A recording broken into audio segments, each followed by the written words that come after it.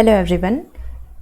आज हम definition and nature of economics का पार्ट 4 डिस्कस करेंगे। इससे पहले मैंने 3 पार्ट में ऑलरेडी वीडियो आपको दिया है और ये सारे प्रीवियस ईयर क्वेश्चंस हैं, अलग अलग एग्ज़ाम्स में पूछे गए हैं और मैंने उसको फ्रंट पेज पे ही मेंशन किया है कि ये किस किस एग्ज़ाम में पूछे गए हैं। तो ये जो भी हम क्वेश्चन आगे करेंगे वो ये सारे एग्ज़ाम्स में पूछे गए क्वेश्चंस हैं, उसको हम करेंगे। तो चलिए आज का वीडियो स्टार्ट करते हैं और इसके बाद जो हम नेक्स्ट टॉपिक के को डिस्कस करेंगे अलग वीडियो के, वो होगा परसेप्शन ऑफ इक्विलिब्रियम। उससे रिलेटेड जितने भी क्वेश्चंस होंगे वो सब क्वेश्चंस मैं करवाऊंगी। उसके बाद हम ऐसे ही मार्केट डिमांड और ये सारे क्वेश्चंस को हम करेंगे डेली बेसिस पे। तो चलिए स्टार्ट करते हैं आज का वीडियो। मैंने 70 तक वीडियो करवाया था, आज हम 71 के क्वेश्चन से स्टार्ट करेंगे कि a close economy is one where. तो क्लोज इकोनॉमी क्या होती है और कहाँ देखी जाती है? तो only export take place, money supply is completely control, COS management is going on और नाइदर एक्सपोर्टिंग नॉर इम्पोर्टिंग। तो क्लोज इकोनॉमी हम उसे कहते हैं जहाँ पे ना एक्सपोर्ट होता है और ना ही इंपोर्ट होता है। तो हमारा डी ऑप्शन एकदम करेक्ट है कि neither exporting nor importing. Next question है हमारा definition of endlessness of economic is related to. तो एंडलेसनेस की बात या उसकी बात अगर किसी ने किया है तो वो किया है प्रोफेसर JK मेहता ने, और उन्होंने अपनी थ्योरी ऑफ इकोनॉमिक जो उनकी कम्प्लीटली डिपेंडेंट थी, वो उनका ओपिनियन था वो जो वेस्टर्न इकोनॉमिक्स हैं और जो इंडियन है स्पेशली उनके अकॉर्डिंग जो इकोनॉमिक्स है, साइंस ऑफ स्टडीज़ है या ह्यूमन बिहेवियर है, वो तभी पाया जा सकता है जब वो अपने विशलेस स्टेट या स्टेट ऑफ डिज़ायरलेस में चले जाएं, तभी हम economic of science and studies या ह्यूमन बिहेवियर को हम अच्छे से समझ सकते हैं। तो ऑप्शन नंबर हमारा फर्स्ट करेक्ट हो जाएगा, JK मेहता। नेक्स्ट है in which economy consumer is. तो इकोनॉमी को किस इकोनॉमी में हमें बताना है कि इन which economy consumer is called. शायद ये थोड़ा सा वो है, इस क्वेश्चन में थोड़ा सा गड़बड़ है कि ये क्वेश्चन गलत है। ये क्वेश्चन यहाँ पे होना चाहिए कि इकोनॉमिक्स, मैं यहाँ पे लिख दे रही हूँ, which collect all the relevant information, all the relevant facts related to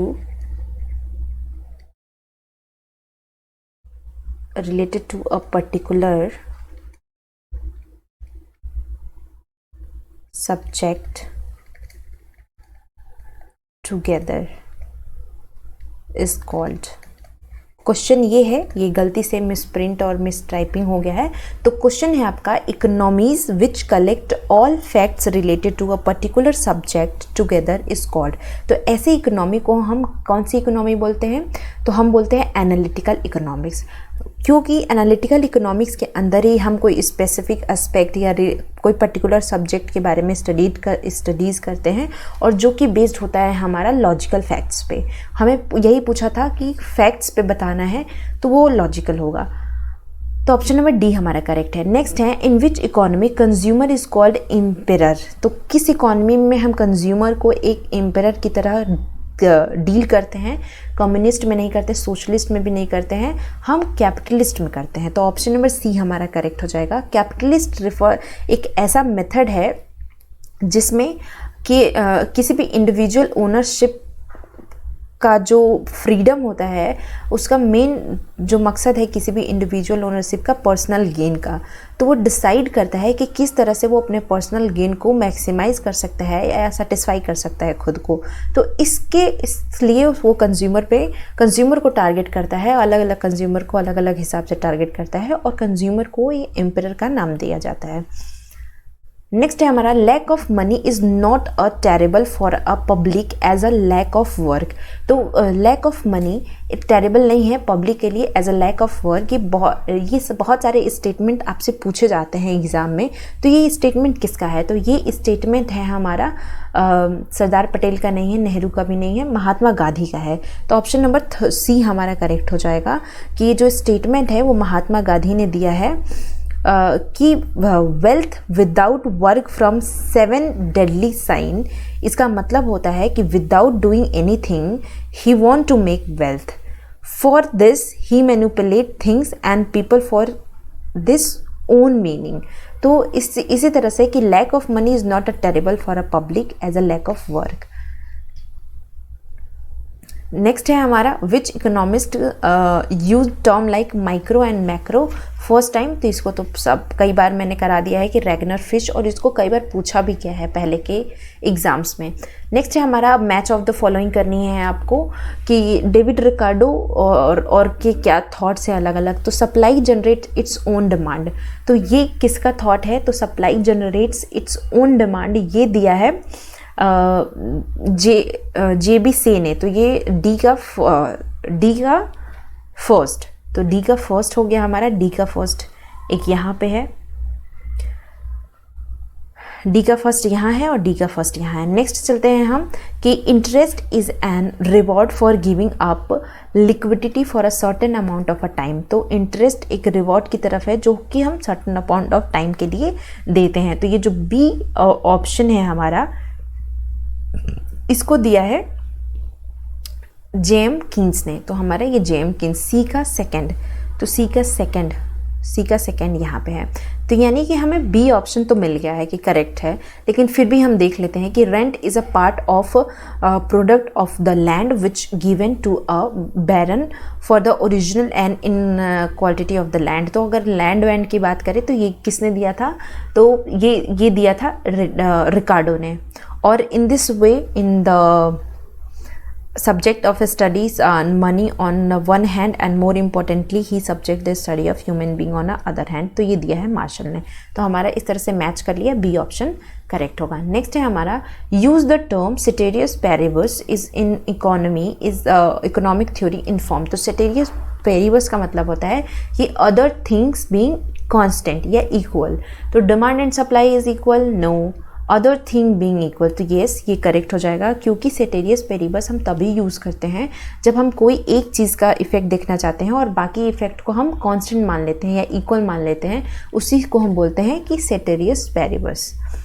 next है the effectiveness by which the available profitable market opportunities are fully exploited in is called. तो इफेक्टिवनेस अगर हम देखना चाहते हैं किसी का, तो ये हमें लिविंगस्टीन के द्वारा दिया गया है।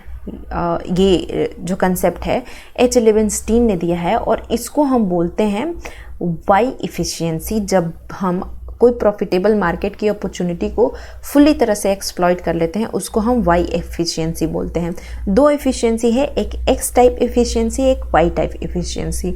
वाई एफिशिएंसी रिफर्स करती है कि एफिशिएंसी जो भी है एग्जिस्टिंग प्रॉफिटेबल मार्केट में और जो अपॉर्चुनिटीज़ इफ़ेक्टिवली एक्सप्लॉइट हो सके, या तो वो मार्केट से जो अपॉर्चुनिटी है वो आउट हो जाए, उसको हम बोलते हैं वाई एफिशिएंसी। तो ऑप्शन नंबर बी हमारा करेक्ट हो जाएगा। नेक्स्ट क्वेश्चन है हमारा which of the following is not an ethical economist. तो एथिकल इकोनॉमिस्ट किसे कहते हैं? तो एथिकल इकोनॉमिस्ट जो होते हैं, जैसे कि जो यूटिलिटेरिज्म से रिलेटेड बात नहीं करते हैं, जो मॉरल वैल्यू पे बात नहीं करते हैं, तो पाउल सैमुअल्सन, मार्शल या पीगू, ये सब एक तरह से एथिकल इकोनॉमिस्ट माने जाते हैं, जबकि J.S. मिल एथिकल नहीं माने जाते हैं, क्योंकि ये एक मॉरल इकोनॉमिक थ्योरीज उन्होंने दी है। जो एथिकल थ्योरी है जॉन स्टुअर्ट मिल, वो इनका जो यूटिलिटेरिज्म है ये ज़्यादा उस पर हावी हो जाता है, जिसकी वजह से इनको एथिकल इकोनॉमिस्ट नहीं कहा जाता है। Which of following curve is generally U shaped. तो अगर यू शेप्ड की बात करें तो एवरेज, कॉस्ट कर्व भी होता है, एवरेज वेरिएबल कॉस्ट भी होता है, मार्जिनल कॉस्ट भी होता है। मार्जिनल फिक्स्ड कॉस्ट नहीं होता है क्योंकि वो रेक्टेंगुलर शेप में, रेक्टेंगुलर हाइपरबोला होता है, तो इसीलिए फर्स्ट, सेकेंड एंड थर्ड हमारा करेक्ट हो जाएगा। नेक्स्ट है micro economics studies how an independent entrepreneurs determines the economy. तो माइक्रो इकोनॉमिक्स हमें ये बताता है कि कैसे एक इंडिपेंडेंट एंटरप्रेन्योर्स किसी भी इकोनॉमी को डिटरमाइन करते हैं, क्या वो प्राइस ऑफ गुड है या प्राइस ऑफ सर्विस है या वैल्यू ऑफ इकोनॉमिक रिसोर्सेज है या सभी हैं। तो अगर हम इसकी बात करें तो वो है हमारा ऑल ऑफ द एबव, क्योंकि कोई भी इंडिपेंडेंट एंटरप्रेन्योर किस तरह से वो माइक्रो स्टडीज़ करेगा, उसमें गुड्स, सर्विसेज और वैल्यू ऑफ इकोनॉमिक रिसोर्सेज ये सब कुछ इंक्लूड करेगा, तभी जाके वो इंडिपेंडेंट एंटरप्रेन्योर इकोनॉमी में वो माइक्रो स्टडी करेगा कि कैसे एक इंडिपेंडेंट एंटरप्रेन्योर्स इकोनॉमी में डिटरमाइन किए जाते हैं। तो ये सारे फैक्टर्स इंपॉर्टेंट होते हैं। नेक्स्ट है which of the following sector has the highest labour, which of following sector has the highest labour product ratio in India in recent year. तो कौन सा ऐसा सेक्टर है जिसमें इंडिया का हाईएस्ट लेबर रेशियो है इस रीसेंट ईयर में। और ये क्वेश्चन यूपीएससी इकोनॉमिक्स 1998 में पूछा गया है, तो उस हिसाब से जो आंसर है उसका एग्रीकल्चर है। लेकिन अब अगर हम हाईएस्ट लेबर प्रोडक्ट रेशियो देखेंगे तो वो सर्विस सेक्टर में है, तो इस बात का ध्यान रखिएगा।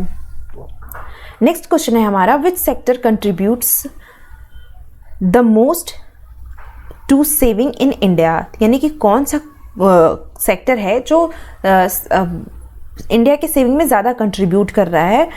क्या वो पब्लिक सेक्टर है, प्राइवेट ऑर्गेनाइज सेक्टर है या डोमेस्टिक सेक्टर है या एडमिनिस्ट्रेटिव एरियाज़ है।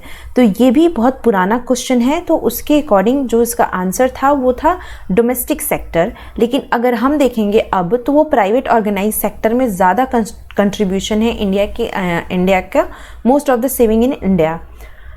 नेक्स्ट क्वेश्चन है हमारा economics is a method rather than a theory, who express this view। तो आपको अलग अलग व्यू पीजीटी में या अलग अलग लेक्चरार के एग्ज़ाम्स में आपको देखने को मिलते हैं कि किसी का स्टेटमेंट या व्यू पूछा जाता है। तो ये एक व्यू है जिसको बताना है कि economics is a method rather than a theory. ये किसने बताया था? तो ये बताया था कीन्स ने कि इकोनॉमिक्स एक मेथड है ना कि थ्योरी है, जो हम ऐसा सपोज करते हैं। नेक्स्ट क्वेश्चन है हमारा which sector of Indian economy has grown relatively more in recent year. तो अगर ये क्वेश्चन देखें तो ये भी बहुत पुराना क्वेश्चन है। तो रीसेंट ईयर में कौन सा रिलेटिवली बहुत ज़्यादा बढ़ रहा है? अगर ये क्वेश्चन देखें तो ये 1996 का यूपीपीएससी इकोनॉमिक्स का क्वेश्चन है। उस टाइम का भी टेरिटरी सेक्टर जो था वो आंसर था। लेकिन अगर हम अभी भी बात करें तो इंडिया की इकोनॉमी में जो सबसे मेजर कंट्रीब्यूशन है और रिलेटिवली बहुत जल्दी ग्रोथ हो रही है जिस सेक्टर की, वो टर्सरी सेक्टर ही है। तो हमारा ऑप्शन नंबर फर्स्ट करेक्ट है। नेक्स्ट है joint sector in the Indian economy means, यानी कि इंडियन इकोनॉमी में जॉइंट सेक्टर का मतलब क्या होता है? तो इंडियन इकोनॉमी में जॉइंट सेक्टर का मतलब होता है कि जब भी प्राइवेट इंटरप्राइजेज या पब्लिक इंटरप्राइजेज जब एक साथ मिलकर काम करती हैं तो उसको हम जॉइंट सेक्टर बोलते हैं। जैसे अगर हम बात करें स्पेशल इकोनॉमिक जोन की, तो उसमें भी पब्लिक प्राइवेट पार्टनरशिप होती है, तो उसको हम joint sector of Indian economy बोलते हैं। तो देख लेते हैं गवर्नमेंट शेयर मोर देन 60%, ये नहीं होगा। An enterprise jointly owned by the private sector and public sector, तो ये हमारा करेक्ट ऑप्शन है कि ऐसे इंटरप्राइजेस जो प्राइवेट और पब्लिक सेक्टर दोनों को जॉइंटली ओन करता है उसको हम बोलते हैं जॉइंट सेक्टर। नेक्स्ट है हमारा बेसिक इकोनॉमिक एक्टिविटी इज। तो बेसिक इकोनॉमिक एक्टिविटी क्या है? बिजनेस है, टैरिफ है, कंजम्पशन है या एग्रीकल्चर है? तो अगर हम बेसिक इकोनॉमिक एक्टिविटी की बात करें तो वो है हमारा कंजम्पशन, जो कि ये हमसे इकोनॉमिक एक्टिविटी पूछा है, तो consumption is a basic economic activity जो कि हम हमेशा करते हैं। Which is not a mean of production, तो प्रोडक्शन का कौन सा मीन्स नहीं है? अगर हम प्रोडक्शन की बात करें तो 4 तरह के प्रोडक्शन होते हैं। पहला तो हमारा लैंड, उसके बाद labour, land, labour, raw material, and the fourth is enterprises या बिजनेस। तो इंटरप्राइजेज या business,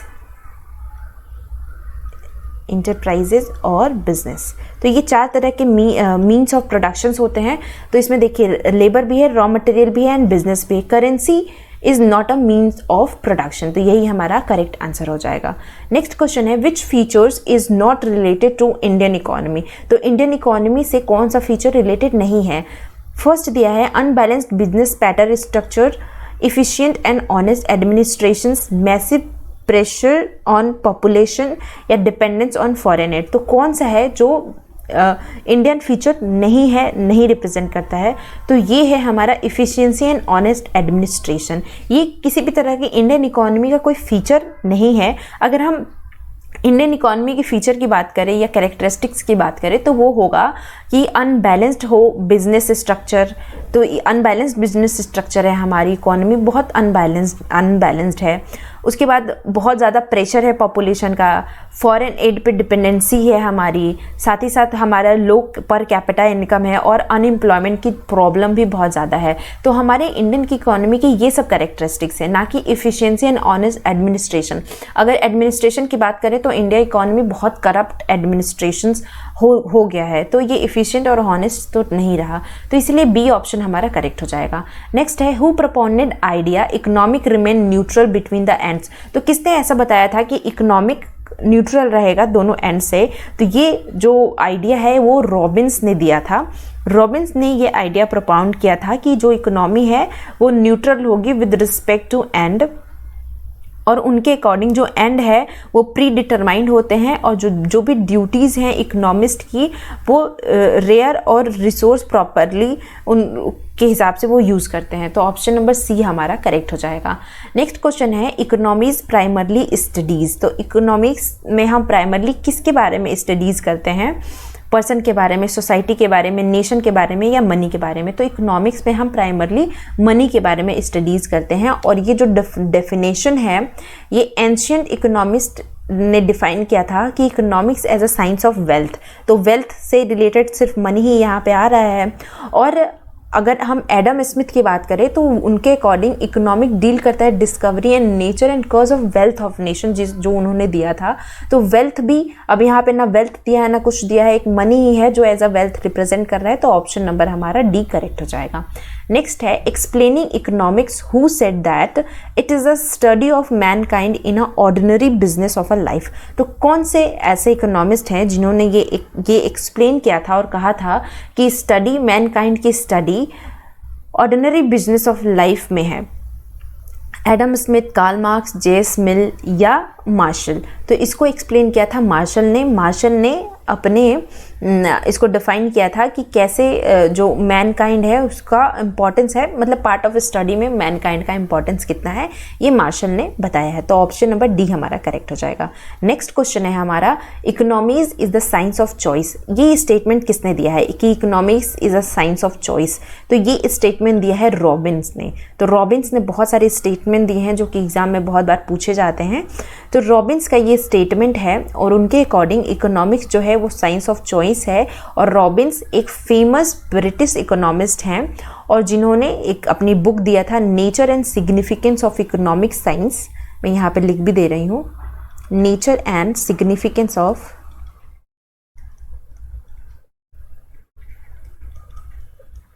economic science.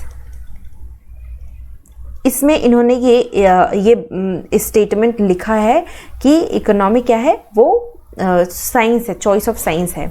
Next question है हमारा for which definition the economies has been criticise as disgusting science. तो किस नेचर के हिसाब से हम इकोनॉमिक्स को एज अ डिस्कस्टिंग साइंस में क्रिटिसाइज कर सकते हैं। Economy is the study of welfare, study of limitation, study of growth या स्टडी ऑफ वेल्थ। तो अगर हमें इसको डिस्कस्टिंग साइंस में क्रिटिसाइज करना है तो हम उसको क्रिटिसाइज करेंगे study is the wealth, study of economics is the study of wealth. क्योंकि ये जो अप्रोच है मनी का ये और या फिर हम जो अलग अलग इकोनॉमिस्ट ने अलग अलग अपने डेफिनेशंस दिए हैं तो उसमें इसको क्रिटिसाइज़ किया गया है कि ये साइंस है ना कि ये वेल्थ के बारे में बात करता है। तो इट्स लाइक अ कुबेर। तो इसको मैरिस ने साइंस ऑफ कुबेर कहा है। एक इकोनॉमिस्ट है रुस्किन, इन्होंने क्रिटिसाइज़ करके बताया है ये साइंस ऑफ लाइवलीहुड है इकोनॉमिक्स, और जिसको हम डिस्गस्टिंग साइंस के हिसाब से क्रिटिसाइज़ करेंगे वो स्टडी ऑफ वेल्थ पे करेंगे। नेक्स्ट क्वेश्चन पे चलते हैं। Trade is the engine of economic growth is propounded bye. तो ट्रेड इकोनॉमिक ग्रोथ का इंजन है, ये किसने दिया है, ये किसने कहा है? तो ये कहा है एल्फ्रेड मार्शल और एडम स्मिथ ने कि जो ट्रेड है वो इकोनॉमिक ग्रोथ का इंजन माना जाता है और ट्रेड करना किसी भी इकोनॉमी के लिए बेनिफिशियल ही होता है। तो हमारा ऑप्शन नंबर डी करेक्ट हो जाएगा। नेक्स्ट है हमारा थ्योरी ऑफ वांटलेसनेस। तो ये किसने प्रपोन किया था? जेके मेहता ने। इसको मैंने कई बार आप लोगों से डिस्कस भी किया है। जेके मेहता ने 1973 में इन्होंने प्रिंसिपल ऑफ वांटलेसनेस दिया था, और उनके अकॉर्डिंग जो इकोनॉमिक्स क्या है, एक साइंस है जिसको हम स्टडी करते हैं ह्यूमन बिहेवियर को, और ह्यूमन बिहेवियर को स्टडी हम तभी कर सकते हैं जब हम अपने वांटलेसनेस स्टेज में पहुंच जाए या स्टेट ऑफ वांटलेसनेस में पहुंच जाए, तब हम कर सकते हैं। तो हमारा ऑप्शन नंबर फर्स्ट करेक्ट हो जाएगा। नेक्स्ट क्वेश्चन है who is called the father of economics. तो फादर ऑफ इकोनॉमिक्स हम एडम स्मिथ को कहते हैं, ये तो सबको पता होगा। तो ऑप्शन नंबर सी हमारा करेक्ट है। और इनकी जो फेमस बुक है an inquiry into nature and cause of wealth of nation, ये आपको याद होना चाहिए, जो 1776 में पब्लिश्ड हुई थी। नेक्स्ट क्वेश्चन है हमारा in a cyclical model the real variable is. तो साइक्लिकल मॉडल में रियल वेरिएबल्स किसे कहते हैं? Only resource that are used, या money that flow from instrument market to the domestic sector, या only the good and service that are produced, या both goods and service produce and the resources are used. तो अगर हम इसकी बात करें कि साइक्लिकल मॉडल क्या है, तो साइक्लिकल मॉडल हम उसे ही कहेंगे जब दोनों गुड्स एंड सर्विसेज प्रोड्यूस किया जाए और जो रिसोर्सेज हैं उसका यूज़ हो सके। तो ये दोनों मॉडल मतलब साइक्लिकल मॉडल में 3 सेक्टर होते हैं, हाउस होल्ड, फर्म और इंडस्ट्री सेक्टर और गवर्नमेंट, यानी कि ये सारे साइक्लिकल मॉडल में आते हैं, house hold, firm, government and industry sector. और जो डोमेस्टिक सेक्टर है वो प्रोवाइड करता है गुड्स एंड सर्विसेज जो प्रोड्यूस हो। तो डोमेस्टिक सेक्टर ही डिमांड करता है गुड्स एंड सर्विस को प्रोड्यूस करने का, उसके बाद इंडस्ट्री उसको बेचती है, गवर्नमेंट भी इन्वॉल्व होती है और फर्म भी बनाए जाते हैं। तो इस तरह से ये साइक्लिकल मॉडल रियल वेरिएबल के चलते रहते हैं। तो ऑप्शन नंबर डी करेक्ट है। और ये जो डेफिनेशन से रिलेटेड हम लोग जो क्वेश्चंस कर रहे हैं उसका ये लास्ट क्वेश्चन है कि at the time of independence India had chosen. तो इंडिया ने इंडिपेंडेंट के टाइम क्या चूज़ किया था? तो इंडिया ने चूज़ किया था capitalist economy, communist, mixed, liberal या फ्यूडल। तो इंडिया ने जो चूज़ किया था वो किया था मिक्स्ड इकोनॉमी, जहाँ पे प्राइवेट एंड पब्लिक प्लेयर दोनों एक साथ मिलके मार्केट को चलाएंगे। यानी कि उस मिक्स्ड इकोनॉमी का यही मतलब होता है कि private and public sector come together and do in the economic growth. तो हमारा आज का ये लास्ट क्वेश्चन था, ऑप्शन नंबर सी इसका करेक्ट आंसर है। अब इसके बाद हम अलग टॉपिक पे डिस्कस करेंगे और ये 100 क्वेश्चन था definition and nature of economics से, जो कि बहुत ये सारे प्रीवियस ईयर क्वेश्चन से किसी ना किसी एग्जाम में पूछे गए हैं। तो मैं अब आप लोगों को नेक्स्ट टॉपिक पे नेक्स्ट डे मिलूंगी। तो आज के लिए इतना ही। Thank you so much.